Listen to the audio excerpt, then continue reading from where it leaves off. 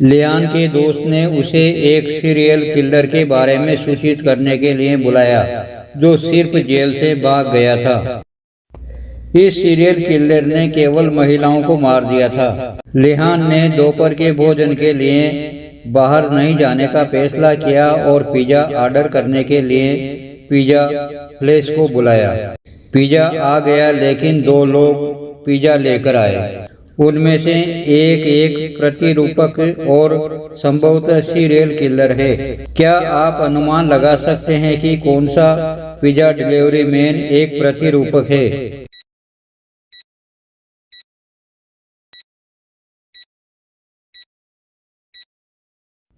Pizza स्थान का लोगो पहले आदमी के बॉक्स पर है। वह पिज़्ज़ा जगह से आया था। दूसरा आदमी एक प्रतिरूपक है। जासूस मेहुल एक चोर का अनुसरण कर रहा था। चोर ने मेहुल को चलाया और इन 3 घरों में से एक घर में प्रवेश किया। क्या आप बता सकते हैं कि चोर ने किस घर में प्रवेश किया?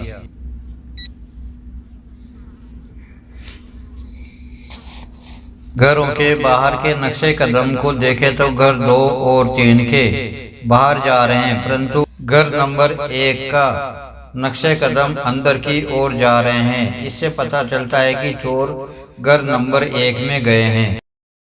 जूलिया और उसके पति कल रात क्लबिंग करने गए। वे क्लब में एक अच्छा समय बिता रहे थे।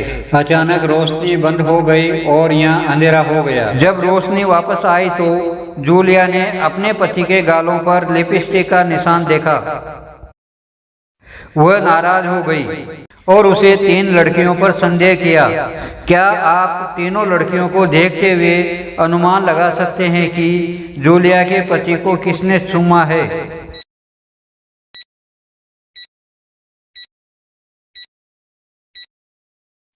दूसरी लड़की की लिपस्टिक शेड पति के गालों पर लिपस्टिक के समान है। उसी ने उसे चूमा है। मेहुल एक कार का पीछा कर रहा था। बहुत अधिक धुआं और धूल था, जिसने मेहुल के लिए कार के नंबर की जांच करना मुश्किल बना दिया था। कार एक ट्रैफिक सिग्नल पर आगे बढ़ी और मेहुल को पीछे छोड़ दिया। मेहुल ने कार की खोज शुरू की। उन्होंने 3 कारों को पाया जो वह पीछा कर रहा था। लॉजिकल आदमी, क्या आप इन पर ध्यान से देख सकते हैं और कार की पहचान कर सकते हैं कि मेहुल का पीछा किस कार का कर रहा था?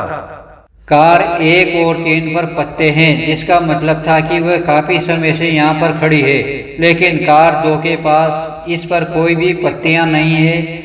ये हो सकता है कि मेहुल इसी कार की खोज में हो। मेहुल मछली पकड़ने के लिए गया। झील में 20 मछलियां थी। मेहुल ने 5 मछलियों को पकड़ा। 4 मछलियां मर गई और 3 मछलियां डूब गई। क्या आप अनुमान लगा सकते हैं कि झील में कितनी मछलियां बची?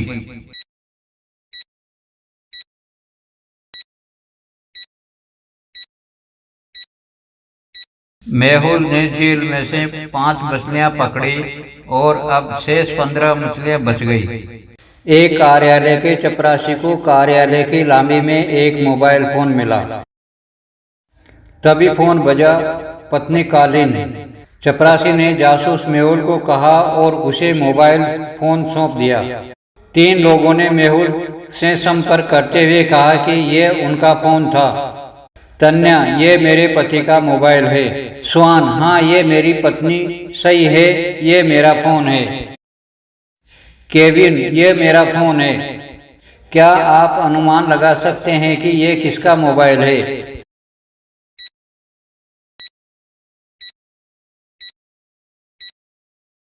मोबाइल पर प्रदर्शित पत्नी की तस्वीर तन्या की नहीं है। वह झूठ बोल रही है। ये केविन का मोबाइल है। स्टीफन और उनके दोस्त एक नाव में पार्टी कर रहे थे। अचानक नाव समुद्र में डूब गई। जब स्टीफन ने अपनी आंखें खोली तो वह खुद को एक अज्ञात द्वीप पर फंसे हुए शौकीन बिना किसी सामान के शौकीन बना दिया। वह बहुत डर गया और कोशिश की की और भूख लगी। स्थिति को समझते हुए स्टीफन ने अब 3 नावों को देखा। पहली नाव पर एक समुद्री डाकू था जिसने एक व्यक्ति से सब कुछ चुरा लिया और फिर उसे मार दिया। दूसरी नाव पर एक बुढ़ा व्यक्ति था जो सीधे खड़े भी नहीं हो सकता था और तीसरी नाव पर एक बहुत छोटा बच्चा था। क्या आप तय कर सकते हैं कि स्टीफन को कौन सी नाव लेनी चाहिए?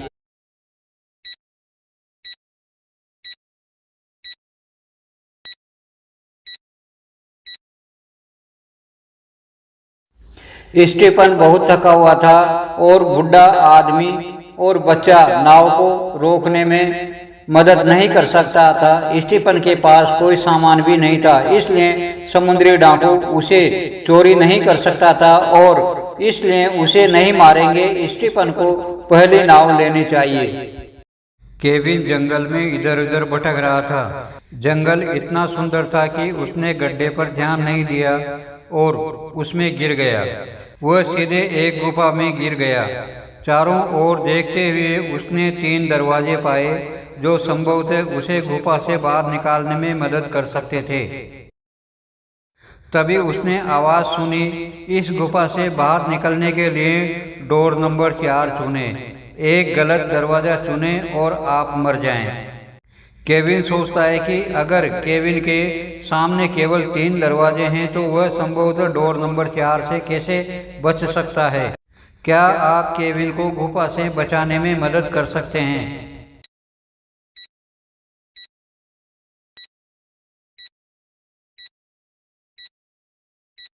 आंसर ध्यान से देखें। दरवाजे पर लिखी गई संख्या दर्पण प्रतिबिंब है। दूसरा दरवाजा संख्या 4 है।